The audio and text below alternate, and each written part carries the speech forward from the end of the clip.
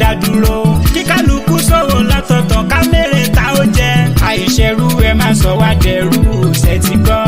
Solidarity forever, solidarity forever, solidarity forever, we shall always fight for our rights. Yorùbá ní mi tọkàntọkàn ọmọ. This is good news to all. But first of all, write this number down. 1-845-293-8937. You will get through to Divine Travels and Tours. They help you process and obtain USA work permit visa, tourism and visiting visa, vacation and cruises. Wow! The USA work permit visa allows you to legitimately work anywhere in USA once you arrive. Interesting. Call Divine Travels and Tours, New York, USA on 1-845-293-8937 or send email to divinetravelstours5@gmail.com. Divine Travels and Tours is tested, trusted and reliable.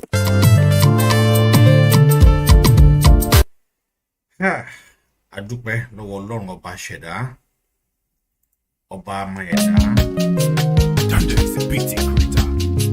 tájà bá ń sinwin ó yẹ kó mojú iná olórin fẹ́ máa ń polórin kó wù jẹ́ ẹgbẹ́ rẹ̀ kọrin praise now kó mo tó dé orí àǹdé akọrin tẹ bá ti gbóhùn yìí ọmọ borí owó ló dé tẹ bá ti gbóhùn yìí ọmọ borí owó ló dé tẹ bá ti gbóhùn yìí ọmọ borí owó ló dé o tẹ bá ti gbóhùn yìí ọmọ borí owó ló dé lórí ètò tó ń gorí afẹ́fẹ́ táwọn èèyàn wá fẹ́ gbọ́ tẹ bá ti gbóhùn yìí ọmọ borí owó ló dé ètò kan ló dé tó ń gorí afẹ́fẹ́ online program ní látẹnu ọmọ borí owó ẹ wá nǹkan fi ìdílé àbíkẹ́ fi dé. mo kí Oòduà ti dé ẹ káàbọ̀ sí orí ètò bẹ́ẹ̀ yẹn nìyẹn wá bí ẹ ṣe ń wọlé bàbá wa ṣètò yìí ẹ bá wa share ẹ jẹ́ kó kárí ilé ẹ jẹ́ kí ó kárí oko àárọ̀ yìí nítorí t'Ọlọ́run ẹ bá wa ṣètò tòní ẹ jẹ́ kí àwọn èèyàn kí wọ́n bá wa dá sí torí pé tí wọ́n bá wa dá sí òun náà ni èmi àti yín lájọ fi ṣètò tòní kí sì ni àwọn tí a fẹ́ gbéyẹ̀wò lónìí ọ̀rọ̀ pọ̀ tí a ó sọ àmọ́ a lè mọ́ lè sọ tán lónìí a sọ díẹ̀ nínú ẹ̀ bó bá tún di lọ́la a tún sọ ilé ìtókù mo kí ọmọdé mo kí àgbàlagbà mo kí ọkùnrin mo kí obìnrin mo kí onílé mo kí àlejò mo kí ògbẹ̀yìn tí ẹ ń bá wa darapọ̀ sí orí ètò lónìí pé kí Elédùmarè ọba àjọkẹ́ ayé ọba àṣàkẹ́ ọ̀run Ọlọ́run ọba tó dá yín tó dá èmi tó ní ìràwọ̀ tó ní ògo ìràwọ̀ tó ní àwa tá ń bẹ nínú ẹ̀ tó dá wa tó mọ̀ wá Ọlọ́run ọ̀hún ni mo dúpẹ́ fún torí pé ọba tí gbọ́ àdúrà ẹ̀dá ni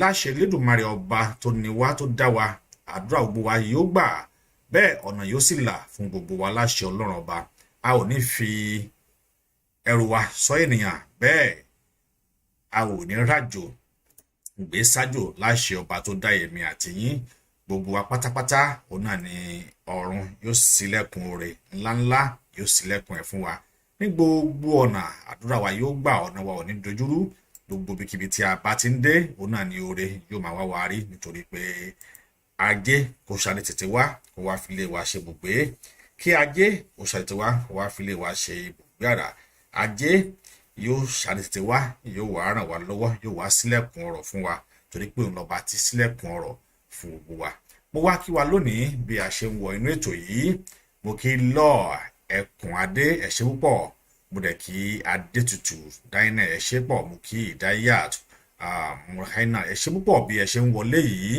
ẹ dákun ẹ dábọ̀ ohun tí ẹ lè ṣe fún mi náà ni pé ẹ bá mi ṣètò yìí ní agbára Ọlọ́run láìpẹ́ láì jìnnà a ó bẹ̀rẹ̀ sí ní jẹ ẹ̀bùn ní orí ètò yìí bó ti wulẹ̀ kó kéré tó a ó bẹ̀rẹ̀ sí ní jẹ ẹ̀bùn àmọ́ lónìí ohun tí a ó sọ ni pé gbogbo wa pátápátá òun náà ni a ò gbọdọ̀ jẹ́ kí ìrẹ̀wẹ̀sì kó bá wa we should never give up a ò gbọdọ̀ jẹ́ kí ìrẹ̀wẹ̀sì kó bá wa torí pé a ti ti ẹsẹ̀ bọ́dọ̀ Ọ̀ọ̀ni sì ń fà á.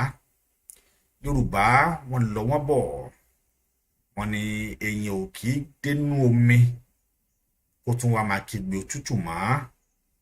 Ṣe rí nínú ọdún yìí, ọdún 2022 tá wà yìí, òun náà ni èmi àti ẹ nílò ara wa. Ọdún tá wà yìí, òun náà ni èmi àti ẹ ní iṣẹ́ tó pọ̀ tá a ṣe. Nínú ọdún yìí, òun náà ni èmi àti ẹ lájọ ní iṣẹ́ tó pọ̀. Tàbí bá ti máa sọ wípé iṣẹ́ tó pọ̀, tí mo mìíràn wípé a ní ọ̀pọ̀lọpọ̀ iṣẹ́ tá a ṣe léléyìí tí ó ran èmi àti ẹ lọ́wọ́, léléyìí tí yóò ṣe àǹfààní oore ńláńlá fún èmi àti ẹ lásìkò tá a wà yìí, torí pé àsìkò yìí gangan òun ni èmi àti ẹ òun la nílò ara wa o. Àsìkò yìí òun náà ni èmi àti ẹ gbọ́dọ̀ jẹ́ wípé a gbọ́dọ̀ jọ fi ìmọ̀ ká fi sọ ọ̀kan, torí pé ìkan pawọ́pọ̀ ìkan mọ́lé, èrún parapọ̀ wọ́n mágìyàn, àwọn oyin parapọ̀ ní òṣèré wọn tí wọ́n máa fara. Tí a ò bá ti wá pawọ́pọ̀ báyìí kájọ máa fara, a jẹ́ wípé aṣọ ara wa di ọ̀kan lára àwọn àfàyàfà tí ṣe jù, torí pé wọn ò fi inú wọn ṣọ̀kan, wọn ò fi ìmọ̀ wọn ṣọ̀kan, wọn ò fi òye wọn ṣọ̀kan. Ó ní ò jẹ́ kí ejò kó níyì láwùjọ àwọn ẹranko. Ẹ rí wípé ọ̀tọ̀ọ̀tọ̀ òun náà ni wọ́n ṣe adé tiwọn. Ṣùgbọ́n ẹ wò ó, kòkòrò kékeré kan wà tó jẹ́ wípé wọ́n fi ìmọ̀ ṣọ̀kan, wọ́n ní ọba láàrin wọn, wọ́n ní ìjòyè láàrin wọn, wọ́n ní ọ̀tọ̀kùlú láàrin wọn, wọ́n ní afọbajẹ láàrin wọn, wọ́n ní olóyè láàrin ara wọn. Ṣùgbọ́n ẹnu wọn kò rí wípé mi ò tí ì rí bí onítọ̀hún ṣe gbójú bó ṣe gbóyà tó lè wọlé sáwùjọ bí tí wọ́n bá wà tí onítọ̀hún ò ní rìn wò kúrò ńbẹ̀. Ta ni kòkòrò tí mo wá ń sọ yìí? Òun náà ni ikán. Ikán bí wọ́n ṣe kéré tó yìí, bí Ọlọ́run ṣe fún wọn ní àṣẹ àti agbára tó, wọ́n ní agbára, wọ́n ní tí a ń pè ní power of unity. Agbára tá ń sọ yìí, we call it power of unity. They have that power, that unity, tó jẹ́ wípé they are working together as one body and as one family. This is what we need right now. People have been coming out to say their attention, even though to the worthless past, to the worthless past. Ara àwọn tí a jọ ń jìjà fún àjìjàngbara yìí, tí wọ́n ní group láìmọ̀ iye ọ̀nà, wọ́n dá group sílẹ̀ jọ̀ọ́, ayé gbọ́ ọ̀run sì mà.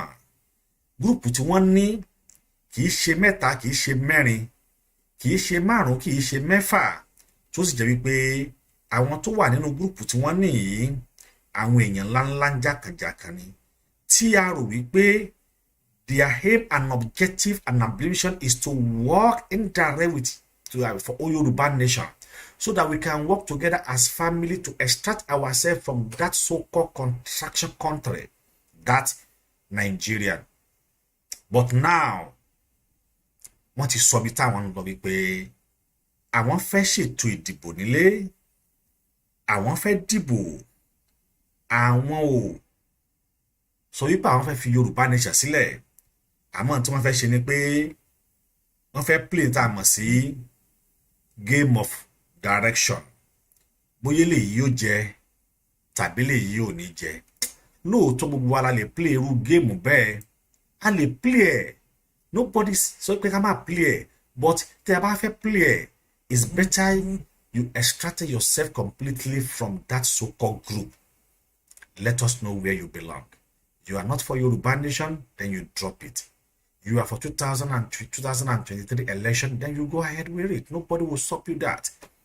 But they are not going in that way. They want to be in a two-side. That is what we call chameleon. Ọ̀gà láti gbọ́ aṣọ aláṣọ láti dábòrà. Wọ́n fẹ́ gba aṣọ àwọn kan tí wọ́n ń ṣiṣẹ́ takuntakun in line with our leaders. Professor Banji Akintoye, in line with our leader who is suffering in another country, in a laboring country, in person of Chief Sunday Adeyemo Igboho, that no going back. We have nothing than we need our freedom. We are not calling for the war, but what we are calling for, that Yoruba tribe need its own freedom, and that we want to have our freedom in a peace and peaceful manner. But àwọn wọ̀nyí, ohun tí wọ́n ń ṣe ọ̀tọ̀ ni, ọ̀nà tí àwọn ń gbà ọ̀tọ̀ ni, ọ̀nà wípé tá a bá rìn lọ́tùn tí ò bá ti gbé ni, a tún lè rìn lósì bóyá àjẹgbé ni. Gbogbo ọ̀nà tí wọ́n ń gbà rìn yìí kò sílẹ̀ yìí tó yẹ kó bí wa nínú bẹ̀, nítorí wípé oníkálukú ló mọ bó ṣe fẹ́ rìn, ló mọ ọ̀nà tóun lè gbà tóun lè fi rìn, lélẹ̀ tí a ò sì bínú sí ẹnikẹ́ni nínú wọn wípé báwo lẹ ṣe rìn. Ọ̀pọ̀lọpọ̀ èèyàn ló lè sọ wípé òun ò ṣe Yorùbá nation wọn lọ́la kí wọ́n bọ́ sínú Yorùbá nation míì. We don't disturb them, we don't fight them, we don't quarrel with them, but we always tell them, stay on your lane. Stay on your lane.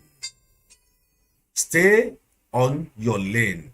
Tó bá ti dúró sórí lane tó tẹ̀ mí mọ́lẹ̀, tèmi náà tẹ̀ mọ́lẹ̀, tó dúró wípé níbo lèmi fẹ́ gbà kọjá, tó dúró pé ọ̀nà wo lèmi fẹ́ gbà, tó dúró wípé báwo lèmi ṣe fẹ́ ṣe, tó dúró lórí ẹ̀, tó dúró lórí pé ṣe bí wọ́n ń wá kí Nàìjíríà kó wà ní ìrẹ́pọ̀ ni, ìwọ́n ń wá one nation. Lélẹ̀ tí èmi àti ẹ̀gán ò lè sọ the reason why we call that Nigerian, nobody even can say it. Pé níbo ni wọ́n ti sọ pé èmi àti Nàìjíríà àjọ jẹ́, ta ló sọ wá pọ̀ tó sọ wá pé Nàìjíríà ni. We have a lot of history books to sọ fún wa wípé both of us, we are not sit down and agree that we will be called Nigeria. Even though àwọn babaláwa tí wọ́n gba independent gan fún wa, àwọn kọ́ ni wọ́n sọra wọn ní Nigeria. British ló sọ wọ́n ní orúkọ yẹn. Niger area tá a dẹ̀ ń pè yìí is under trade by barter ni wọ́n fi ṣe. Wọ́n fi Nigeria ṣe trade by barter. Tẹ́ bá wá gbogbo àwọn history tó ti ń jáde báyìí ni pé behind the failure of that country, àwọn other country wà bẹ́ẹ̀. The most giant country like America, like British, they are there. Tó dámọ̀ pé tí Nigeria bá dá, it will survive the other African country. So àwọn ò dẹ̀ fẹ́ kó dá. Ṣùgbọ́n nígbà tí àwọn tó wà bẹ́ẹ̀ gẹ́gẹ́ tí àwọn gan ò fẹ́ kó dá fún alára wọn. Torí tí olórí bá fẹ́ kó dá, olórí gan fún alára ẹ̀ gan yóò pé ṣe bí tí wọ́n bá ń pè yẹn ní àbí fúnra ọ̀rà. Ṣé bó yẹ kí onítọ̀hún kó pà fún ẹ̀ mọ́ ni? Tí wọ́n bá ní kò lè dá, kò lè dá. Ó yẹ kó ń gàn rò wípé tóun bá sa ipá àti agbára òun, dandan ni pé kó dá. Àmọ́ wọn ò ṣe yẹn, ọ̀tọ̀ ni tí wọ́n ń ṣe. Kí wàá la wá fẹ́ sọ pé gbogbo wa pátápátá ní àkókò yìí, ní ìgbà yìí, ó ṣeé ṣe ká máa rí àwọn ìbínú nínú group tẹ́lẹ̀ ọ̀kan wà. Ó ṣeé ṣe ká máa rí àwọn ohun ìjà. Ẹ dákun, ẹ dábọ̀. Ẹ jẹ́ ká ṣera wa lẹ́yọ̀ kan ṣoṣo. Ẹ jẹ́ ká jọ ṣera wa ní òṣùṣù ọwọ̀. Ẹ jẹ́ ká mọ̀ wípé n ta ń jà fún yìí ohun tó ní ọjọ́ ni. Torí pé a ti ń gba àwẹ̀ yìí látọjọ́ tó ti pẹ́. A sì gbọ́dọ̀ gbìyànjú láti rí wípé a jà fitafita. A sì bí Ọlọ́run ọba níbi tí Ọlọ́run ọba ti ń gbọ́. Mo sì nígbà pé Ọlọ́run ọba yóò dá èmi àti ẹ̀ lóhùn. Àwọn tí wọ́n fẹ́ dìde, wọ́n ti wá, wọ́n ti sọ opinion ọkàn wọn. Wọ́n ní àwọn ṣetán àwọn fẹ́ dìde fún ipò ààrẹ ní ọdún 2023. Lélẹ̀ tí èmi àti ẹ̀ sì mọ̀ wípé ó ṣeé ṣe kí ó má ṣe ṣe fún wọn. Torí pé ìlànà tí àwọn Fúlàní ti là kalẹ̀, wọn ò ṣetán láti gbé ìjọba lẹ̀ o. Wọn ò ṣetán láti gbé ìjọba jù sílẹ̀. Bẹ́ẹ̀ ni wọn ò sì ṣetán láti fi ara di àwọn ará ìlú, nítorí wípé ìnira tí wọ́n fi ń ní àwọn aráàlú lára yìí, òun náà ni wọ́n lò débi pé wọ́n jẹ́ kí starvation yẹn kó pọ̀, débi pé tí wọ́n bá wá fún wa lóúnjẹ, á sáré hàn, wọ́n fẹ́ sọ wá di ọ̀bọ tí wọ́n fi ebi pa dáadáa. Tí ebi ọ̀hún bá wá pa wá dáadáa tán, àsìkò tán bá wá gbé ọ̀gẹ̀dẹ̀ jáde, á wá bẹ̀rẹ̀ sí ní ràn. Wọ́n tún lè ní ká máa jó tàka sófè, torí wọ́n fẹ́ fún wa ní tó jẹ́ pé ẹ̀tọ́ èmi àti ẹni. Ẹ̀tọ́ wa rèé, òun náà ni àwọn kan dáyàbò mọ́lẹ̀ tí wọ́n fi ń ṣe agbára yìí. Ẹ̀tọ́ èmi àti ẹ, ó ní àwọn kan gbẹ́sẹ̀ lé mọ́lẹ̀ yìí tí wọ́n fi ń ṣe agbára tí wọ́n sì rò pé títa wọn nìkan ni. Ṣùgbọ́n ọ̀nà wo lèmi àti ẹ lè gbà láti lè gba ẹ̀tọ́ tó tọ́ sí èmi àti ẹ? Ọ̀nà kan ṣoṣo náà ni òun náà ni wípé ká dúró wípé a fẹ́ kúrò ní àwùjọ àwọn ẹni ibi. Mo kí ẹ̀gbọ́n mi Ọládìméjì bí wọ́n ṣe darapọ̀ mọ́ wa. Ẹ bá wa ṣí ètò yìí, ẹ bá wa share ẹ̀, ẹ jẹ́ kó kárí ilé, ẹ jẹ́ kó kárí oko, ẹ jẹ́ kí àwọn ènìyàn jẹ́ kí wọ́n wá gbọ́ àlàyé ọ̀rọ̀ ìdí tí a ṣe gbọ́dọ̀ kúrò, ìdí tí èmi àti ẹ̀ ò ṣe gbọ́dọ̀ yíṣẹ́ padà lásìkò yìí pé àníṣe ẹ jẹ́ kí election kí ó wáyé láwọn ìlú kọ̀ọ̀kan. Bàbá Bánjí Akíntóyè ti sọ̀rọ̀ wípé kò ní sí election ní Èkìtì àti Ọ̀ṣun ìyẹn nínú ọdún yìí. Kì í ṣe wípé a fẹ́ lọ dàrú, a ò lọ dàrú, ṣùgbọ́n tá a bá sọ fún wa ni pé a fẹ́ fi ẹnu wa yìí, a fẹ́ fi campaign fún àwọn ènìyàn wa pé kí ni àǹfààní èbò tẹ́ ń dì tó jẹ́ pé àwọn tí ẹ ń dìbò fún wọ̀nyí ebi ni wọ́n fi ń pa yín. Ní ìgbà tí wọ́n bá nídìí ìbò yín, àwọn nǹkan wọ̀nyí ni wọ́n máa ń ṣe.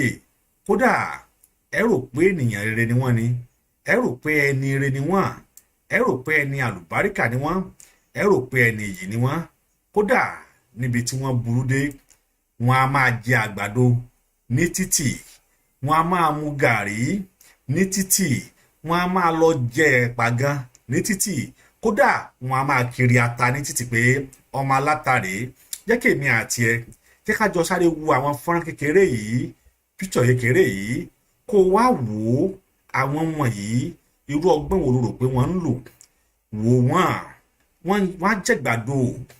Kódà wọ́n á tún lọ sílé, wọ́n á lọ sí skul, wọ́n á jókòó pẹ̀lú àwọn ọmọ skul, wọ́n á bá ń jọ jẹ́ńjẹ ọ̀sán, wọ́n á jẹ́ńjẹ àárọ̀ pẹ̀lú yín nítorí pé wọ́n ń wá. Ẹ wò ó, Dínúmì láyé rèé, ó ń kiri ata, ó ń kiri ẹ̀pà. Ìjọ wo ló ti bọ́ta lónìí? Ẹ wò ó, ẹ wo bí tí àwọn ọmọ ènìyàn ń sùn. Òun náà wá sùn bẹ́ẹ̀ láàárín ìṣẹ́jú kan péré. Wọ́n á sì rò pé ẹni tó dáa ni. Ẹ tó wò ó, wọ́n ń fún ọmọ lóúnjẹ. Ṣé ìwọ rò wípé ohun tí wọ́n ń ṣe yìí, ṣó rò pé wọ́n ń ṣe? Ìwọ wò kan nìyẹn, ó ń jẹ̀rèké. Ara àwọn ọ̀daràn tó kó Fúlàní wọ ìlú ìlélẹ́yìí, ara àwọn ọ̀daràn tó kó terrorist wọ bí yìí, òun náà nìyẹn. Ẹ wo bí wọ́n ṣe múra. Ẹ rò pé èèyàn gidi ni wọ́n, ẹ rò pé èèyàn ni wọ́n, gbogbo wọn pátápátá. Òun la rò pé èèyàn ni. Ṣé èèyàn làwọn wọ̀nyí àbí ẹranko lásánlásán tó dáwọ ènìyàn bora?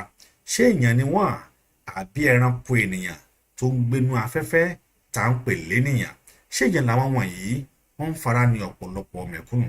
Ọ̀pọ̀lọpọ̀ wọn ló ti sá kúrò nílé, tó ti sá wá sí ọ̀nà tó jìn réré. Wọ́n ti sá wá sí ibi tó jìn réré. Wọ́n ti sá wá sí ọ̀nà tó jìn gan débi pé níbi tí wọ́n sá wá kò sí ẹlẹ́dàá wọn, kò sí ìyá ń bẹ. Wọ́n sá wá kí náà wá sá wá ṣe? Wọ́n sá wá láti wá ṣe ọrọ̀ ajé. Wọ́n sá wá láti wá ṣe ọrọ̀ ajé. Eléyìí tó jẹ́ pé ọmọ ọ̀dọ̀ ló ṣe, ó ń bẹ nínú wọn. Eléyìí tó jẹ́ wípé ó ń gbàrú tà, ó ń bẹ nínú wọn. Eléyìí tó ń fọlẹ̀, ó ń bẹ nínú wọn. Ọ̀pọ̀lọpọ̀ wọn ni wọ́n wà nínú ìnira. Ìjọba ò rí, pàápàá àwọn kan tó wà tí wọ́n ń bẹ nínúra báyìí. Gbogbo àwọn tí wọ́n wà ní United Arab Emirates, ọ̀pọ̀lọpọ̀ wọn pátápátá, òun náà ni físà wọn ti expire, ṣùgbọ́n tí wọn ò ní àǹfààní láti lè rìn ní òfíìsà wọn mọ́, tí ó ti jẹ́ pé gbogbo àwa lọ àbábọ̀ bẹ́ẹ̀ orí ìjọba orílẹ̀-èdè Nàìjíríà ló dá lórí, látàrí àìsí kódà relationship láàrin àwọn àti ìjọba ti UAE. Ẹ̀yin náà wá wò ó, ṣé ẹni tó ti ń fún ẹbí lóúnjẹ, ẹni tó ti ń fún ara lóúnjẹ, ẹni tó ti ń gbọ́ bùkátà lérí àwọn ẹbí ẹ̀, tíṣẹ́ bá wá bọ́ lọ́wọ́ olúwẹ̀, níbo lẹ fẹ́ kó fojú jọ? Níbo lẹ fẹ́ kí onítàn kó padà sí? Ọ̀nà wo lẹ fẹ́ kí onítàn kó gbà láti lè ní àṣeyọrí àti àṣeyege? Kò sọ́nà tó fẹ́ gbà, torí pé tó fi ń ṣeun tí ń jẹ́ kó jẹ́ ọmọkùnrin, ohun tó ń ṣe tá a fi ń pè ní ọmọbìnrin, wọ́n ti gbà kúrò lọ́wọ́ ẹ̀. Election mi ló tún bọ̀ yìí, wàá rí wọn. Wọ́n á jókòó síbikíbi, wọ́n máa bá yín ṣàwàdà, wọ́n á rúgbà àtẹlórí, wọ́n á rú gbogbo ẹ̀, wọ́n á lọ sí títì, wọ́n á bẹ̀rẹ̀ sí ní lọ jẹ àgbàdo alágbàdo. Kódà wọ́n á tún ní kámẹ́rà kó máa kámẹ́rà wọn. Wọ́n á lọ sí àwọn hospital káàkiri, hospital tó jẹ́ pé yín gan lẹ dá kalẹ̀ tẹ́ ẹ lọ for the long period of time. During this election, you will see them moving around from one place to another in order to oppress the people. Not to oppress, not to impress. That is the difference between oppressor and impress. If you want to impress me, you do a lot of things in my community. You make it well. You give us a bowl, pure water, pure road. Even before your turn on, then when you are coming back, we will welcome you with joy. But you are coming back, we welcome you with sorrow. But because you have a caliber of people, you have carcass among that community that you need to settle. You need to give them some token amount so that they can gather people for you. Then you will call them. They will say Baba de Babake because of what you want to gain from them. One back good lower wa into jet to me at any. One back baton, one be pandalewa lower pada. For that 4 years, we will be in a suffering and smiling. You will be in a suffering and smiling. There is nothing better than self-determination. That is what we are preaching.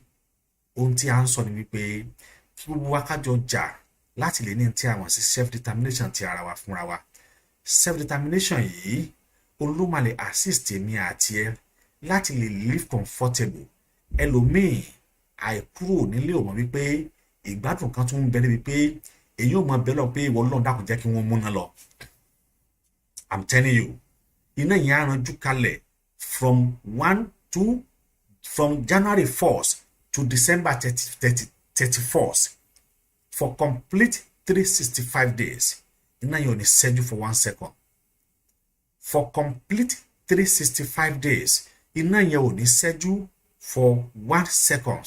Ṣé ìlú kọ́ nìyẹn ni? Sí àwọn bọ̀bọ̀ látojú ọ̀run ni? Ebi wọn ò jábọ́ látojú ọ̀run, ṣe bí ìlú ni. Wọ́n sì ń gba àlejò mọ́ra. Wọ́n ṣe àbí àlejò ṣe ń jẹ̀gbádùn. Òun náà ni ọmọ nílé náà ń jẹ̀gbádùn tiẹ̀. Kí wá ló wá dé tí àwa náà lè nírú ẹ̀ lọ́dẹ̀dẹ̀ wa. Àwa náà lè ní irú ẹ̀ nígbà tá a bá gba òmìnira ti ara wa. Nígbà tí a bá jà fún ẹ̀tọ́ àti òmìnira wa pé a fẹ́ lọ. There is nothing bad in self-determination. Nigeria náà sign treaty pẹ̀lú ẹ̀ wípé self-determination, it is allowed. You can say I don't want this government. This is what I want. That's exactly what the leader of self-determination, which Babatoye said, that pé a ní kò ní sí election ní Ọ̀ṣun àti Èkìtì kì í ṣe tìjà rárá àtọ̀ tí wípé kí ni àníṣe self-determination ni. Ẹ jẹ́ ká bá àwọn ènìyàn wa sọ̀rọ̀. Ẹ jẹ́ ká pe àkíyèsí wọn sí ohun tí wọn ò mọ̀. Ìjọba yìí ń fi ìyà jẹ yín. Ọ̀pọ̀lọpọ̀ àwọn òṣìṣẹ́ wọ́n ní wọn ò rówó oṣù gbà. Wọ́n ń jẹ wọ́n lówó oṣù 8, owó oṣù 9, owó oṣù 10, owó ọdún kan ní ìlú tó nọba tó níjòyè. Ṣé àwọn wọ̀nyí ṣé wọn ò ní ọmọ ni? Ṣé wọn ò ní tọ́mọ ní school ni? Ọmọ wọn ò lọ sí school ọ̀fẹ́. Government ò fún ọmọ wọn scholarship. Bẹ́ẹ̀ ẹ wá ń jẹ wọ́n ní owó oṣù wọn. Ẹ ò san salary wọn fún wọn. Àwọn pensioner kọ́ fídíò kan tẹ̀mí lọ́wọ́ lẹ́nu ọjọ́ mẹ́ta yìí. Pensioner ẹ sọ wípé ó ti kú. Bàbá yìí sì ń bẹ láyé, ó ń bẹ láàyè. Wọ́n dẹ̀ sọ pé bàbá yìí ti kú. Wọ́n á gba owó ẹ̀. Ó sì wà láyé, ó wà láàyè tí nǹkan kan ò sì ṣe é. Àmọ́ ìjọba ti sọ pé ó ti kú. Wọ́n sì ń gba owó ẹ̀. Wọ́n kò sápò. Irú ayé wo la wá ń gbé? Irú ìjọba wo gan là ń lò? Ìjọba tí ò bìkítà fún ará ìlú. Ìjọba tí ò fẹ́ ire fún èmi àti ẹ. Ìjọba tó jẹ́ wípé bí àwa ṣe ronú kó dáa fún wọn, òun làwọn ronú kó bàjẹ́ fún èmi àti ẹ. Ṣé báwa la sọ pé à ń wá change? Àná à ń wá àyípadà. Gbogbo wa jọ ń pariwo pé ṣé bàbá change là ń wá. Ǹjẹ́ change tá wá rí nsìn ṣé kò kọjá àfaradà? Kódà níbi tó change dé, ọ̀pọ̀lọpọ̀ ẹlòmíì ni ò lè jẹ oúnjẹ ẹ̀mẹ́ta lójúmọ́. Ẹ̀mẹ́ta kan tiẹ̀ pọ̀ jù. Ọ̀pọ̀lọpọ̀ àwọn ẹlòmíì ni wọn ò lè jẹ oúnjẹ kan tí ilẹ̀ bá mọ́. Ṣé ilé ayé wá nìyẹn? Ẹ wá sọ wípé ìpànìyàn ò ní pọ̀, ìtàjẹ̀sílẹ̀ ò ní pẹ̀. Ìlú tó bá ti kú fún ẹ̀jẹ̀, irú ìlú bẹ́ẹ̀ ò kì í gbérí. Orílẹ̀-èdè Nàìjíríà ò sí ìgbérí tó lè gbérí torí pé ó kún fún ẹ̀jẹ̀. Orílẹ̀-èdè tó wó sòsòsòsò tó sì dá ẹ̀mí àwọn ọmọ tí wọ́n ń jà fún ẹ̀tọ́ àti òdodo tó dá ẹ̀mí wọn légbodò. Orílẹ̀-èdè tó wó sòsò tó mú àwọn ọmọ tí wọ́n ń fẹ́ àlàáfíà fún ìlú wọn, àwọn ọmọ tí wọ́n ń fẹ́ ọjọ́ ọ̀la tó dáa fún ìlú wọn tí ẹ sì pa wọ́n. Do you think àwọn tí wọ́n pa ń Lekki toll gate wọ́n ò sùn? Àwọn ọmọ yìí ò sùn. ṣé àwọn tí Fúlàní ń pa káàkiri báyìí ní ká tún sọ ni àwọn náà sùn ọ̀pọ̀lọpọ̀ àwọn tẹ́lẹ̀ tí wọ́n rìn káàkiri street orílẹ̀ Nàìjíríà lónìí ọ̀pọ̀lọpọ̀ wọn ni ò kìí ṣe èèyàn ọ̀pọ̀lọpọ̀ wọn ni ò kìí ṣe ènìyàn ọ̀pọ̀lọpọ̀ wọn ńlá lè pè ní pé àbàrà méjì torí pé a ti lé wọn kúrò níbi tí ẹ̀tọ́ wọn wà a ti fi ẹ̀tọ́ wọn dùn wọ́n ohun tó yẹ ká fi fún wọn a ti gbà kúrò lọ́wọ́ wọn a ti gba ohun tó jẹ́ ẹ̀tọ́ wọn kúrò lọ́wọ́ wọn ìwọ wá wò ó ẹ̀tọ́ èmi àti ẹ lónìí òun náà ni ká dìde ní ẹyọ kan ká dìde ní ìṣọ̀kan láti jà fún ohun tó jẹ́ ẹ̀tọ́ tiwa sọ fún èèyàn nínú ilé rẹ pé Yorùbá nation ni gbogbo wa jọ ń pariwo ẹ má ṣe jáde lọ dìbò rárá ẹ jẹ́ kí wọ́n dì fúnra lára wọn kí ìdìbò tẹ́ ń dì náà bẹ́ẹ̀ bá di ìbò fún ẹni tó kàn yín yàn kò ní débẹ̀ torí pé àwọn alágbára ò ní jẹ́ ó débẹ̀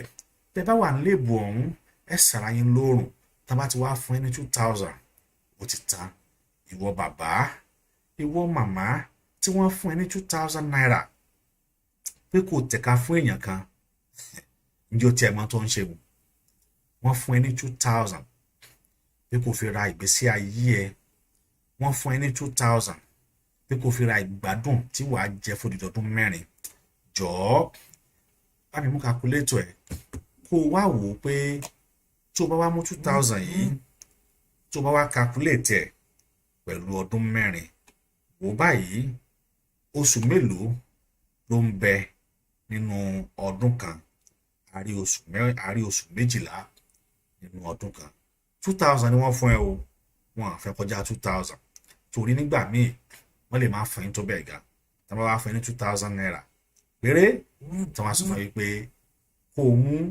kó o wá ná láàrin ọdún 4 jẹ́ ṣó o ti wá tara ẹ̀ báyìí ǹjẹ́ o ti ṣe rẹ̀ gan bẹ́ẹ̀ yẹn torí pé 2000 yóò ràn ọ́ o ò ṣe kúkú jókòó sínú ilé ààrẹ kó o má wulẹ̀ dìbò kó o sì máa bẹ̀ lọ́hùn pé kí Ọlọ́run kó yí ìgbà yí padà sí ti dáadáa kí orílẹ̀-èdè Odùduwà kó náà kó fẹsẹ̀ múlẹ̀ láàrin àwọn orílẹ̀-èdè a ti pọ̀ tó láti lọ a ti pọ̀ tó láti lọ ọ̀pọ̀lọpọ̀ wàhálà tarí lónìí ọ̀pọ̀lọpọ̀ tá a ṣe lónìí àwọn aṣíwájú tá a ní láṣíwájú ọ̀pọ̀lọpọ̀ wọn ló ti dá kalẹ̀ wọ́n gbìyànjú àti kọ̀rẹ́ẹ̀tẹ̀ ṣùgbọ́n ẹ̀pà òpóró mọ́ nítorí wípé àyà bẹ̀rẹ̀ òbẹ́ ààrẹ òun náà ni Bọ́lá Ahmed ti bọ́ta ó dẹ̀ ti jẹ́ kó yé obìnrin wípé this is where I'm going to ambition ẹ̀ láti contest fún 2023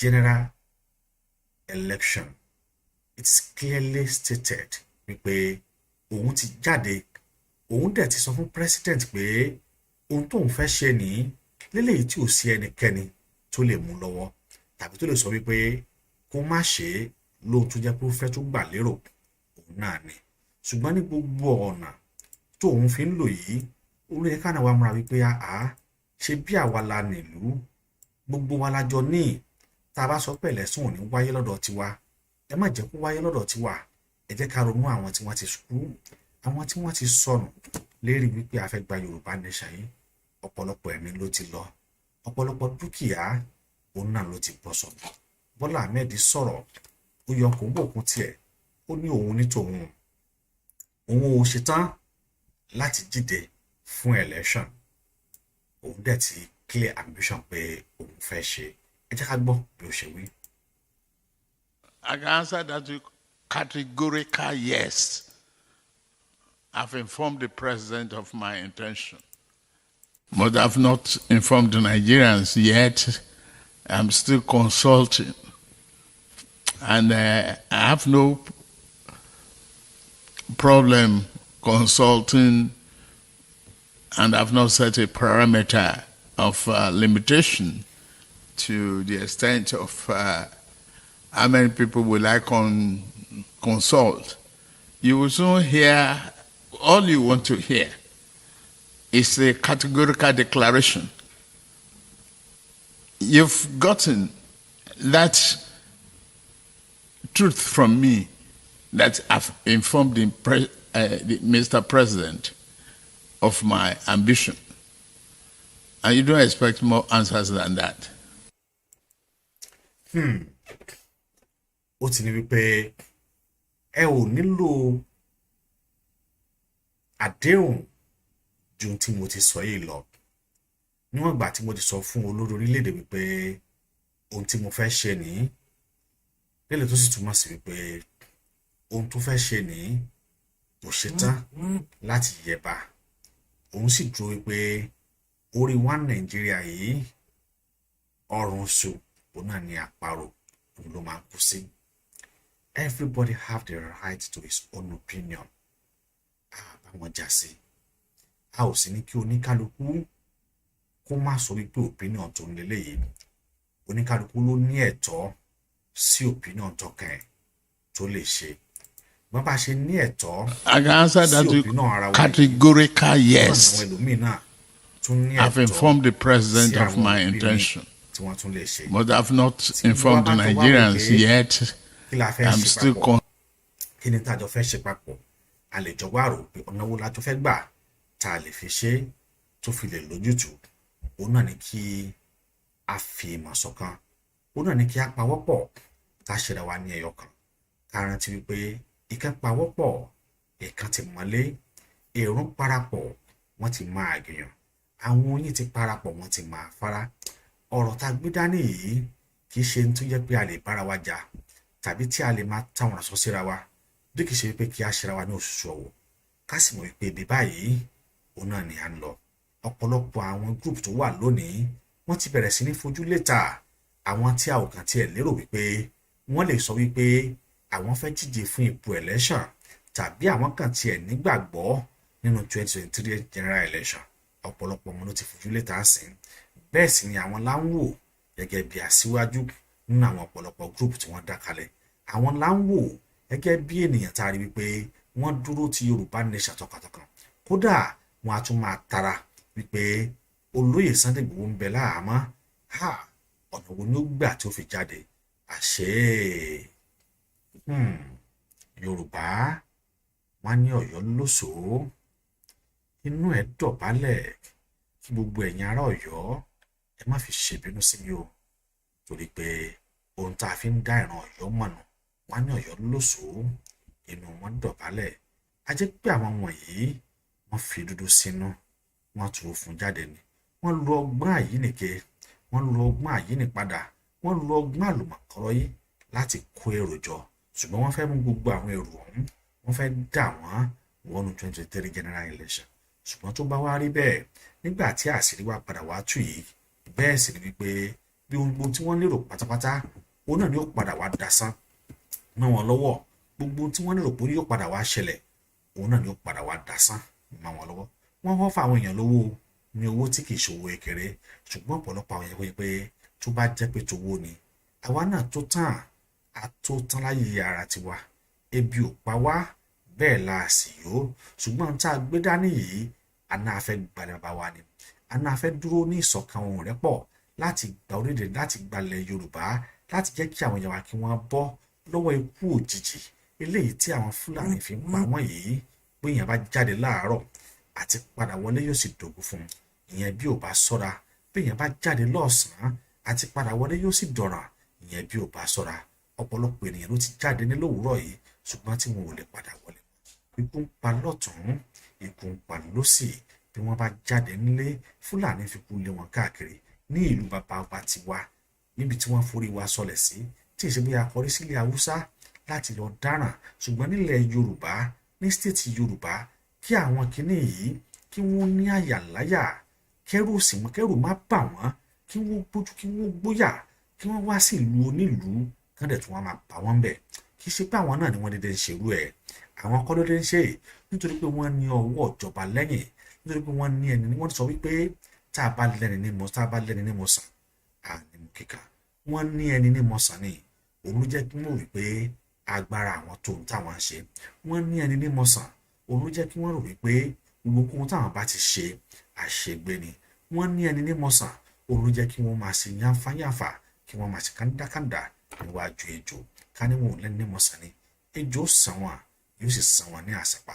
Ṣùgbọ́n nítorí wípé wọ́n ní bàbá ìgbẹ́jọ́ eléyìí tó dúró fún wọn, gẹ́gẹ́ bí olùgbèjà èyí ló ń fún wọn ní ayọ̀ yọ̀ wípé gbogbo táwọn bá ti ṣe àṣepé ni òun ló jẹ́ kí wọ́n máa tẹ ẹ̀tọ́ ọmọnìyàn lójú ní ìlú tí kìí ṣe ìlú wọn òun ló jẹ́ kí wọ́n máa tẹ ẹ̀tọ́ ọmọnìyàn lójú ní agbègbè tí kìí ṣàgbé wọn òun ló jẹ́ kí wọ́n máa tẹ ẹ̀tọ́ ọmọnìyàn lójú ní ibi tí a ò ti bí wọn báwo ló ṣe wá jẹ́ ṣùgbọ́n sọ wípé àlejò kí mọ́lé tọ̀ gẹ́gẹ́ bí onílé ni báwo làwọn ṣe mọ́ tọ̀ tí ò bá náwó kan àdán nínú àdán ò lè fò gẹ́rẹ́gẹ́rẹ́ àjẹ́ wípé ó ti náwó àwọn ènìyàn wánú náà ni àwọn olùgbàbọ̀dé àwọn tó jẹ́ wípé òwú òun náà ni wọ́n mọ̀ wọ́n ń gbàbọ̀dé fún ẹbí wọ́n ń gbàbọ̀dé fún ará bẹ́ẹ̀ wọ́n ń gbàbọ̀dé fún ara wọn ọ̀nà wo lèmi àti ẹ̀ ó gbà tá a fi rí wípé ajá tiwa yìí ní ọ̀nà tí ó jẹ́ pé ó bá ìlànà òfin mu òun náà ni wípé ẹ jẹ́ kí gbogbo wa sọ wípé no election 2023 kì í ṣe báyìí kì í ṣe pẹ̀lú ìjà tá a bá ní kó wá dìbò sọ fún wípé Yorùbá nation ló wá ó wá Nigerian nation tá a bá ní kó wá dìbò sọ fún wípé Yorùbá nation ni wọ́n wà ìwọ ò wá Nigerian nation tá a bá fún ọ lówó ó bá má gbà á torí pé tó bá gbà á wàá ná owó ọ̀tán lónìí àmọ́ ó ti ta ọjọ́ ọ̀la rẹ fún odidi ọdún 4 ó ti ta ìgbádùn àti ayọ̀ eléyìí tó yẹ kó rí tí a bá gba Yorùbá nation ó ti ta fún ọdún 4 kódà ó lè jẹ́ ìbẹ̀rẹ̀ ọkàn tí wọ́n bá dì òun ló lè ṣe àkóbá fún orílẹ̀-èdè Oòduà nation kó má wá sí ìmúṣẹ nítorí pé tá bá ní ká lọ pẹ̀lú referendum tó ti ta ìbò rẹ fún àwọn olóṣèlú tó ti ta gbogbo tó ní fún àwọn ajẹgúdújẹrá wọ̀nyí ọ̀nà wo ló wá fẹ́ gbà tó fẹ́ fi lo ipò àti agbára àti ìbò tọ́lọ̀ fún ọ láti lè fi jà fún ìran Yorùbá ẹ bá jẹ́ àrò ká tó ṣe ẹ jẹ́ ká ronú wò ká tó ṣe ohunkóhun ẹ jẹ́ ká rò lẹ́ẹ̀mejì pé ṣé ohun tí mo fẹ́ ṣe yìí ṣe ohun tó tọ́ àbí ohun tí ò tọ́ ni ṣé ohun tó tọ̀nà àbí ohun tí ò tọ̀nà ni kí Ọlọ́run dákun kó dábọ̀ kó ṣíjú àánú ẹ̀wò wá wọn ní ká pariwo fún yín pé ká má ṣe jẹ ẹran mọ́ ìyẹn ẹran wọn Fúlàní ọ̀pọ̀lọpọ̀ àwọn ẹran wọ̀nyí òun náà ni wọ́n ń bá sùn ọ̀pọ̀lọpọ̀ àwọn ẹran tí àwọn wọ̀nyí ń tà òun náà ni wọ́n ń bá sùn tí gbogbo wa bá ti lè fi ìmọ̀ ṣọ̀kan wípé ẹ jẹ́ ká ṣe wípé a ò jẹ àwọn ẹran yìí mọ́ ẹja wà ń bẹ̀ tá lè jẹ ẹja wà ń bẹ̀ tá lè jẹ ṣé àwọn màálù tí wọ́n ń fi oògùn brought up yìí àwọn màálù tí wọ́n ń bá sùn wọ̀nyí ẹ jẹ́ ká jìnnà sí a ti ń pariwo kíní tipẹ́tipẹ́ tẹ́ bá gbọ́ lẹ́nu ọjọ́ mẹ́ta yìí òun náà ni àwọn Biafra wọ́n fi léde wípé kò ní sí national kò ní a ní gbogbo ilé ìwé pátápátá both secondary and primary school kò ní sí àǹfààní láti lè máa ka national anthem Nàìjíríà ní orílẹ̀-èdè wọn mọ́ bẹ́ẹ̀ sì ni ẹnikẹ́ni kò gbọ́dọ̀ fi ẹran màálù wọn ò Fúlàní ẹran Fúlàní wọn ò gbọ́dọ̀ pa á níbikíbi tí wọ́n bá ti ń ṣe ayẹyẹ ní Biafra land wọ́n sọ wípé láìpẹ́ láì jìnnà àwọn yóò gbé ìgbésẹ̀ bí history bí yóò ṣe padà sí iléèwé primary and secondary àwọn Fúlàní wọ̀nyí wọ́n gbà wọ́n yọ history kóònù syllabus kóònù syllabus torí pé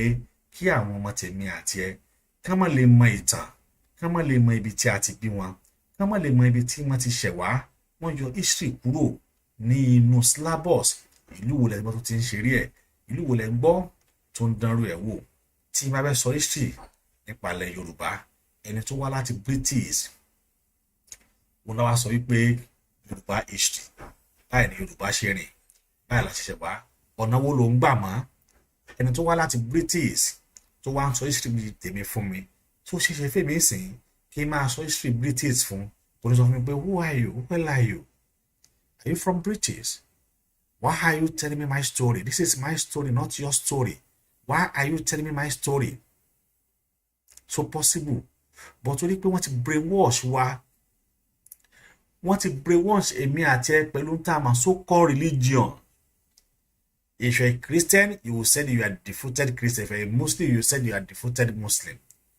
But ṣéjọ́ tá a ti ń gba àdúrà in that country, Ọlọ́run ò gba àdúrà wa ni.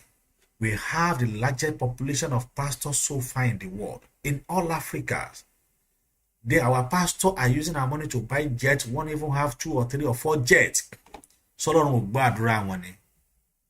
Kò sí àdúrà tí wọ́n lè gbà tí Ọlọ́run lè gbọ́. We are just deceiving ourselves. They are nothing. Torí pé ìlú Ọlọ́run sọ ó ní òun hate ọwọ́ tó kú fún ẹ̀jẹ̀. That was verse of the Bible. But I hate the hand that's full of blood. Ẹ wá sọ fún mi lónìí, ṣé ọwọ́ Nàìjíríà ò ṣe kò kún fún ẹ̀jẹ̀? Ọwọ́ Nàìjíríà kún fún oríṣiríṣi ẹ̀jẹ̀.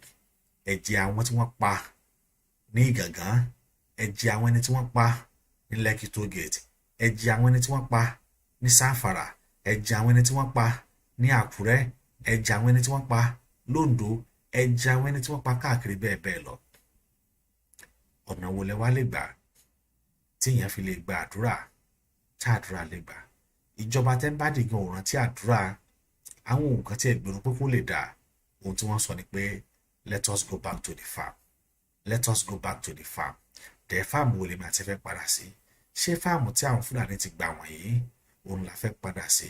Ọ̀pọ̀lọpọ̀ àwọn fídíò là lè máa fi hàn wá bí tá a bá fi hàn wá ó ṣeéṣe kí wọ́n block account ni, torí pé tí ẹ ò bá rí wọ́n ní tí èèyàn bá jẹ orí ahun ni, tó bá jẹ orí ahun tó bá dé bí ẹ̀rọ àbá kódà yóò bú sẹ́kún.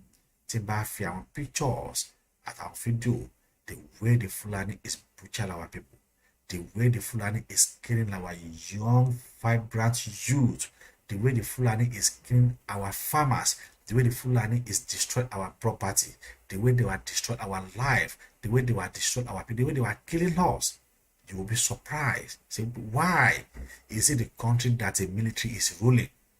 You will be surprised. The killing is too much. The killing in that country is too much. The ethnic cleansing is too much. Could they reduce? It's continue every day. There is no day something bad happened.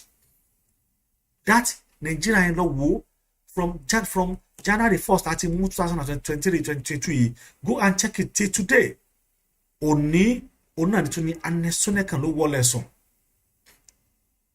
Look at the role that this man played during the Abiola case. He has the opportunity to declare Abiola as a winner of 1993 election. But because of his greedy, because of his selfishness, he refused to announce it, and he keeps silent until Afasa overthrew him. Until Abacha overthrew this man. But today, where is he? Now it's no more. He has dropped everything. He dropped the money, he dropped the house, he dropped the car. He has already dropped everything, and he went to straight go and meet his own ancestry. Tó bá jẹ́ pé òkú bá máa ń rí òkú ni, a ti rí Abiola báyìí. Tó bá jẹ́ pé òkú bá máa ń rí òkú, wọ́n á ti jọ ríra wọn. Pé ó dẹ̀ ṣe lè fún mi. Ó dẹ̀ ṣe èyí fún mi. Wọ́n á ti jọ ríra wọn.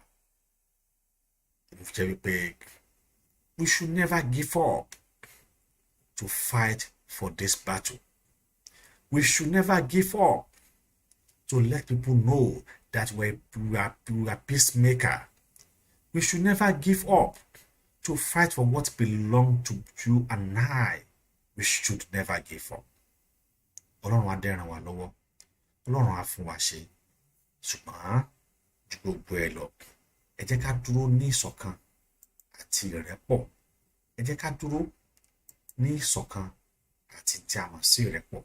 Tá a bá ti dúró ní ìṣọ̀kan àti ìrẹ́pọ̀, a tètè débi tá à ń lọ. Ọ̀nà wa ó sì lè tètè là. Ojú wa lè tètè débi tí à ń lọ.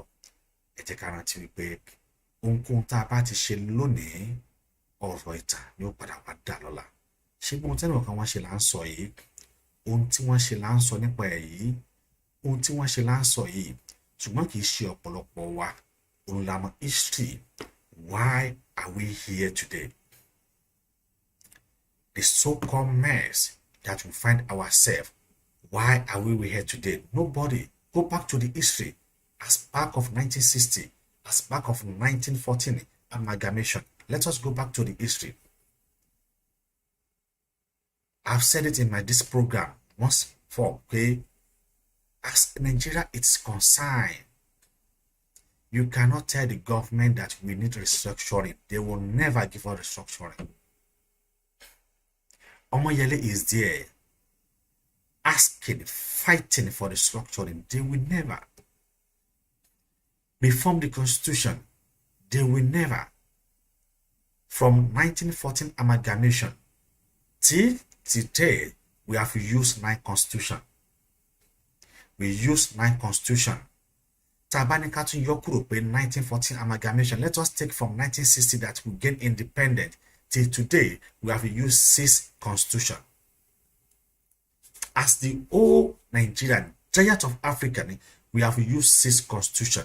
And they tell me, what are the constitution have brought to us? The constitution that is not favor a common man on the street. The constitution that is not favor common man on the street. Then why are we disturbing ourselves? Why do you still want to be part of that country? Why?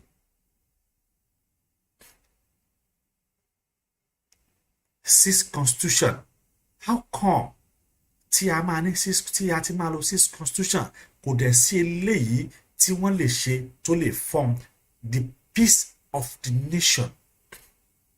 And then don't forget that this constitution that we are using, it is not the real constitution. It is one that made by Abdul Salam.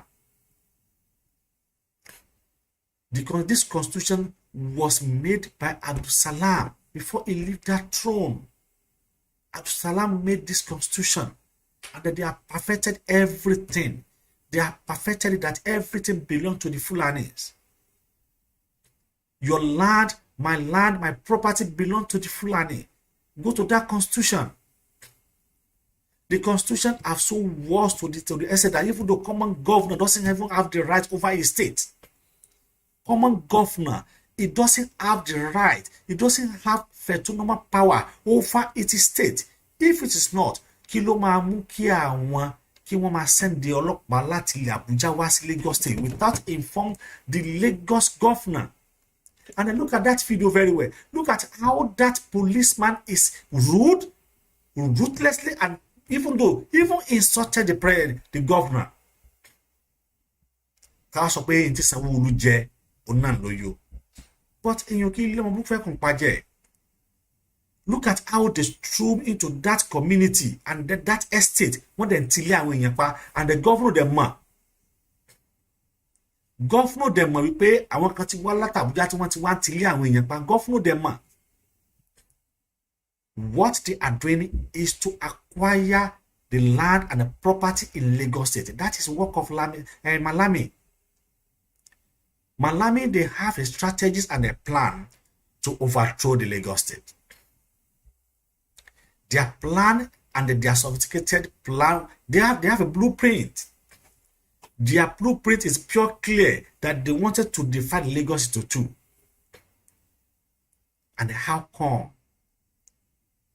And then you have that effrontery, you have that boldness to take someone's property. Come on.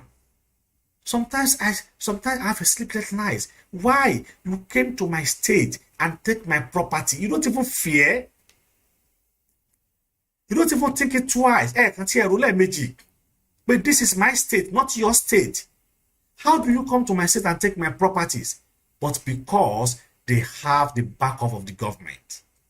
And then we are using central autonomous. Everything that's happening in your state, when you come to Abuja.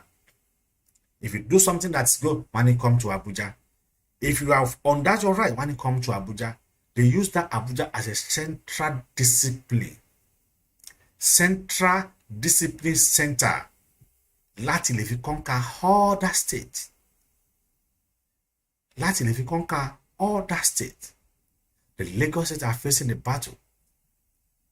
How do you come to my state? You come to my state without informing me, and then you are knocking all the estate. Is that the government that we vote for? Is that the kind of government that we pray for? Is that the kind of government that you and I want? People that is in abroad wanted to come home. But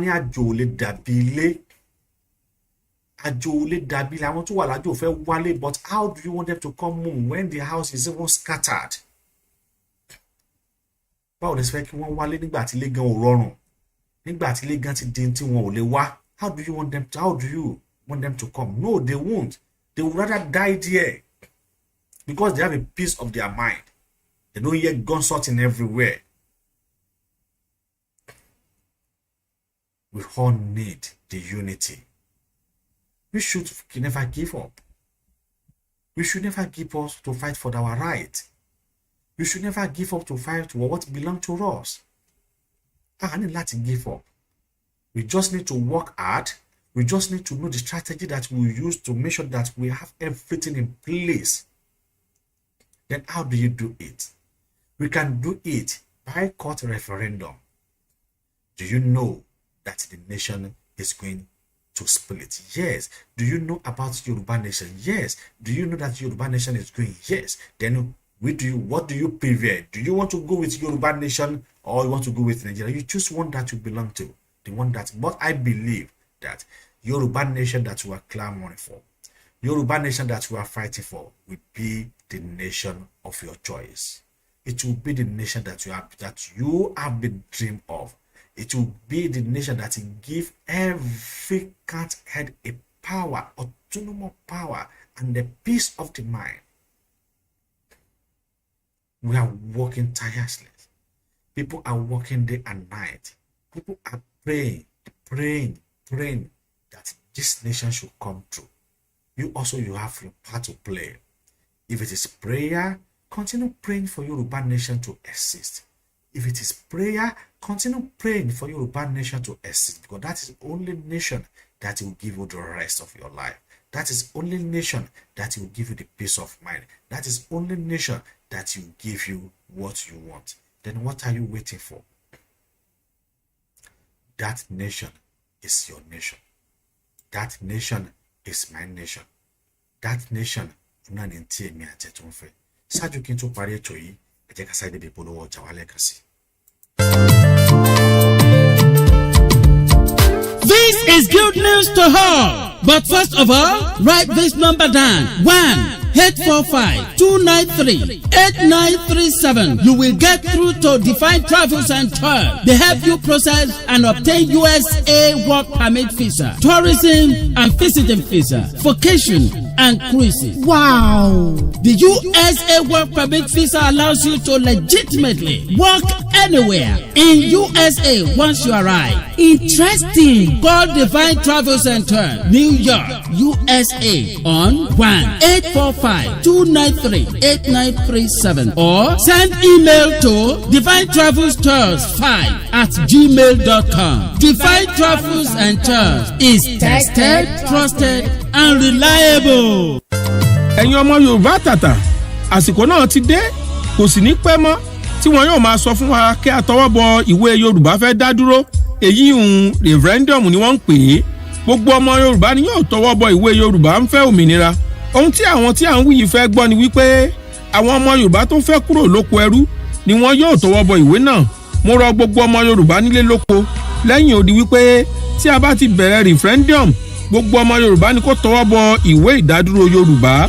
Mo fi Elédùmarè ṣẹ̀rí, Yorùbá kò ní ja ogun. Àwọn ògo Yorùbá yóò jí dìde padà sípò. Ẹ kúrò nínú ọ̀jẹ̀lú ọmọ Yorùbá, ilé yá o. Ẹ̀yin rẹ́bẹ̀njẹ́ ọmọ Yorùbá tí ẹ sọ pé oko ẹrú Nàìjíríà ló wù yín, ẹ ṣe làákàyè tí ẹ ń jẹ́ kí àwọn olóṣèlú Yorùbá máa forí yín gba pàrọ̀ lọ́dọ̀ ìjọba arúmọjẹ Nàìjíríà. Ẹ gbọ́ mi ná, ká kàwé, ká má ríṣẹ́, ìfipábánisùn, ìjínigbé, ìpànìyàn, gbígba owó ìtanràn, ìfi màálù jẹun lóko owó gbọ́múlé láńtà. Hápà ọmọ Yorùbá ẹ jí kúrò nínú èdì tí ìsopọ̀ Nàìjíríà kó wa sí. Ẹ jí kúrò nínú èdì tí àwọn olóṣèlú fi ń tàn yín. Ẹ jẹ́ kí a jọ sowọ́pọ̀ ká fi ìmọ̀ ṣọ̀kan kúrò nínú oko ẹrú Nàìjíríà. Ṣé ẹ̀yin olóṣèlú Yorùbá fẹ́ sọ Yorùbá dẹrú ní ilẹ̀ wa ni? Ṣé ẹ fẹ́ kí Yorùbá náà tún dàbí Haúsá ní ilẹ̀ ní wọn? Ètò àti ìfẹ́ Uthman Dan Fodio náà ló sì wà lọ́wọ́ tí ìjọba Nàìjíríà tó ń gbèrò àti mú wá sí ìmúṣẹ pé kí gbogbo ilẹ̀ Nàìjíríà jẹ́ tàwọn. Ṣé àwọn mẹ́yà tí aláwọ̀ tí ìmọ̀ pariwo bẹ́ẹ̀? Ẹ̀yin ọmọ Yorùbá ẹ dìde ẹ ronú. Ẹ jẹ́ kí a jọ fọwọ́sowọ́pọ̀ ká jọ dé ilẹ̀ ògo wa. Nígbà tí àwọn Fúlàní gba ilẹ̀ àti ìlú àwọn Haúsá tán ni wọ́n bá fi ara wọn jẹ olórí ìlú gbogbo. Àwọn ọmọ àti olùtẹ̀lé Dan Fodio ló sì ń lo ìgbàdòní ní ilẹ̀ Àrẹwà àti Nàìjíríà lápapọ̀. Láṣẹ ń ké tantan pé ilé tiwa ti tó lọ àwa ń lọ. Ogun ti yí Yorùbá po. Ẹ̀yin gómìnà ṣé a máa ń orí adé gbogbo ẹ ò sì fúnra. Ewu ń bẹ nínú igbó Yorùbá gbogbo. Bẹ́ẹ̀ ni àwọn ọlọ́kadà tí ń bẹ ládùúgbò yín irinṣẹ́ ogun ni wọ́n. Àwọn ṣúṣàìnà ń kọ́ irinṣẹ́ ogun ni wọ́n. Àwọn mẹ̀gáàdì yín gbogbo ọmọ Yorùbá irinṣẹ́ ogun ni wọ́n. Bí 20 ọdún sẹ́yìn ni mo ti ń ké tantan fún Yorùbá. Ẹ̀yin ẹ lọ ra àwọn rẹ́kọ̀dù mi gbogbo. Orísun Yorùbá ìkíní ìkejì ìtànlú Ìlọrin ìbínú Odùduwà láti ẹnu Ìdòwú Adékọ̀gà Babárómi. Yorùbá yóò ní orílẹ̀-èdè tuntun. Kódà yẹ̀kínì kan kò lè yẹ̀. Mo kí Ọbáfẹ́mi Awólọ́wọ̀ ọkọ̀ Dídéolú. Mo kí Moshood Kásìmáwò Ọláwálé Abíọ́lá. Mo kí Cicero ti ìlú Ẹ̀sà Òkè ọ̀nkú Bọ́lá Ìgè. Mo kí ọmọ wọn ní Oǹdó Ẹ̀gì Àbígání ọmọ Fáwẹ̀hìnmí. Ẹ̀yin ọmọ Yorùbá tàbí. Orílẹ̀-èdè Yorùbá yóò dúró. Orílẹ̀-èdè Yorùbá yóò dúró. Ohun ìyẹ́ kan ò sì lè yẹ̀. Kò sí ohun ìyẹ́ tó lè yẹ̀. Nítorí pé a ti kọ́ wípé tí ò bá rí bẹ́ẹ̀, ìwọ tó bá ní 100 naira lọ́wọ́ tí ṣe owó Nàìjíríà, ìwọ wo ara owó yẹn wò, wàá rí ibi tí wọ́n kọ́ sí wípé 1914 to 2004, 100 years, that is 100-year contract. Wà ń bẹ̀, amalgamation 100 years, wà ń bẹ̀ owó yẹn. So Nigeria ti expire. We are just used expiring country larger once. The country is already expired. What you mention country is already expired. That's why everything is upside down. Everything is upside down. Tell me, do you know how much bag of rice now? In 2015, bag of rice was sold at a rate of 8,000 naira. In 2015, this is what we call analyze. People who understand, people who are educated, we know that this is not about the sentiment. It is not about someone to be a governor, someone to be a president, but we should at least say the fact. PDP have been there for 16 years. Within that 16 years, bag of rice did not even raise to 10,000, not even going to 9,000. It is 8,000 naira bag of rice for complete 16 years. Bag of rice is 8,000. Then look at the present administration. Just only how many years? Let me say going to 7 years. Only 7 years. Bag of rice is 35,000, 38,000. Can you imagine? 30,000 extra. 30,000 extra. Now the government is still coming out and saying they are doing good. What a kind of failure government. You fail woefully and then you are still proud of that failure. The government that failed woefully and still proud of that failure, is that a government? But people don't see it in that way. They have caged every one of us that we don't have the right to talk. We don't have the right to talk our opinion. We don't even have the right to express what we are feeling. Everybody is afraid to die. Why are we afraid? That is why some of us can never be afraid to fight the government for the right thing. We will always criticize them in a way that is better, not to criticize them blindly. We will always go against what they are doing that is against the rules and regulations, that is against the constitution they are using on us. It's against their promise when they want to take over the post. They will do this, they will do that, they will make the life peace for everyone, but look at what they turn everybody to. They turn an educated man, a graduate man, to a beggar on the street. They turn an husband to a beggar. They turn the wife to a prostitute to survive, to make sure that the family is keep going. To make sure that the family is keep going. People are running out of that country. But now, where do you want to run to? The passport is not even well given to the people. I have a friend of mine who have applied for passport for the past 6 months. I haven't got it. 6 months. Let us go back 2015. You go to the embassy today, or you go to the Nigeria, you will get your passport immediately. When you apply for the passport today, you will get it today. But now, 6 months, no passport. There was one paper see. One all print in Kaduna, all print in Congo, all print in Kotogura. Now 6 months, half of the year. Jọ̀ọ́ tẹ́ni ẹ bá fẹ́ wá tó yẹ pé ní ẹ fẹ́ travel urgent ńkọ́ níbo lẹni ẹ fẹ́ lọ mọ́. Nígbà tí èèyàn apply for passport for complete 6 months tí ò tí ì jáde, jọ̀ọ́ tó bá jẹ́ pé bá fẹ́ travel tó dẹ̀ jẹ́ urgent, dáwọ̀ lẹni yẹn ṣe fẹ́ báwo ló ṣe fẹ́ lọ. Because Nigeria have borrowed, they have borrowed, they have borrowed, they have borrowed. And then where is the money? They use that money to develop between Kaduna, Kano to other country, because they want Fulani to come from Niger, from Chad, and then to come and fight. Does it make sense? It doesn't make sense. Buhari, I just planned something that can never be succeeded. He just planned a game that can never be won. He can never win this game. We just keep silent and see what is going on. He can never win this game. We'll just wake up one day, we hear that there is a war in that country. Because people are tired. People fed up. But people, but some of our leaders are saying, okay, but we are not looking at anything. The youth, before I left, or before I complete this program, I would like to talk to the youth. The youth out there, you are the power of this politician. You are the engine room of this politician. You are the kingmaker of this politician. Without you, at this moment, they cannot do anything. Without you, at this moment, they are helpless. But remember one thing. Where is their children? If politicians use you to kill your fellow human being that is suffered the same way you are suffering, that is going through the hardship the same way you are going through, that is going through the hell the same way you are going through, that is working hard to feed his family the same way you are doing too, and that they told you to kill him or her because he against them. Remember, you are killing yourself. Why don't you ask them, where is their children? Why don't you ask them, where is their relative? Why don't you ask them, where is their wife? Who will enjoy this money than you? But you will never see them. They hide their family. They hide the people they love. And they kill the people they want to rule.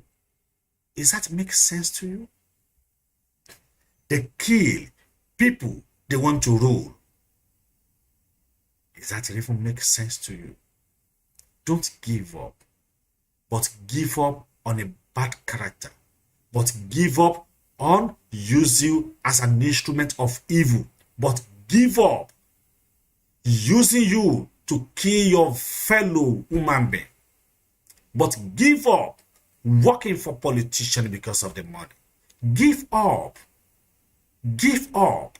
Because it is written that you also can be president. You also can be governor. What you just need is just to reform yourself.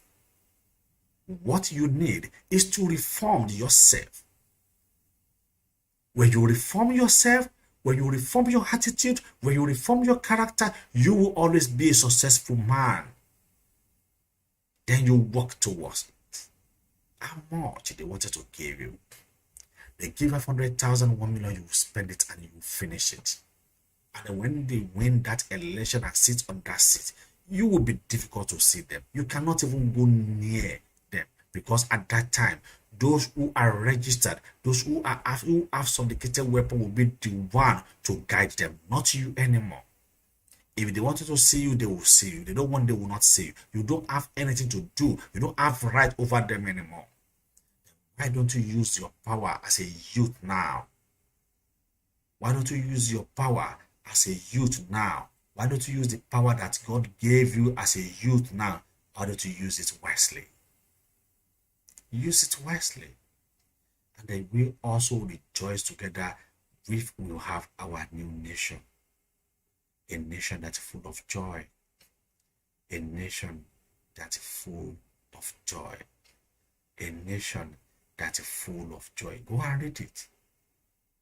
It's already written that a nation will break out of Nigeria, which is called Yoruba nation. And then it will be a nation that will like its other nation. Within 5 years, that shall be. Ẹ jẹ́ ká jọ fọwọ́sowọ́pọ̀. Yorùbá wọ́n ní àgbájọwọ́ kan ò gbẹ́rù dórí. Àjèjọwọ́ báyìí ọ̀nà la fi ń sọ̀yà. Láṣẹ Elédùmarè, àbúrò nìkan wá, kò ní ká ẹbí kò ní ká ara wa. Mo kí ó gbẹ̀yìn tí ẹ darapọ̀ mọ́ lórí ètò lónìí lórí YouTube, lórí Facebook. Ẹ ṣé púpọ̀. Ọlọ́run yóò dó ti ẹ̀yin náà ní agbára Ọlọ́run títí tí ọ̀la tó máa pàdé ní dédé àkókò kan náà. Olùgbà lọ́dọ̀ wípé ẹnì kọ̀ọ̀kan wa a ò ní tójú oorun lójú kó. Àlákàlà ò ní ṣẹ̀rù bà wá láṣẹ Ọlọ́run níbi tí bàtà tó ti ń ta ẹnì kọ̀ọ̀kan wa lẹ́sẹ̀. Ọlọ́run á bá wa gbòòrò túnra sí títí tí ọ̀la tí èmi àti yín tí a tún máa pàdé. Ire àti àánú kó máa tó èmi àti yín lẹ́nìí ní ọjọ́ yẹn ọ̀gbìn. Àwọn á sì máa kí gbé Olúwa títí láéláé. Àmín. Masala.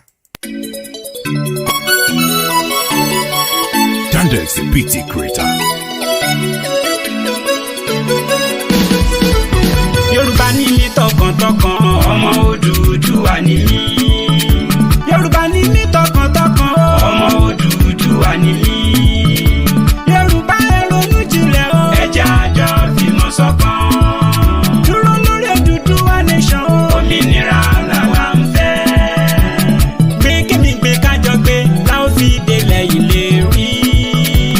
Gbé kémi gbé kájọ gbé, láò fi délẹ̀ ilé rí. Tẹ̀yí nítumọ̀ òmìnira ló dálé lórí. Ọ̀rọ̀ ẹ̀sìn kọ́ ni tèyí, mi ò bọ́rọ̀ ẹ̀sìn wá rárá.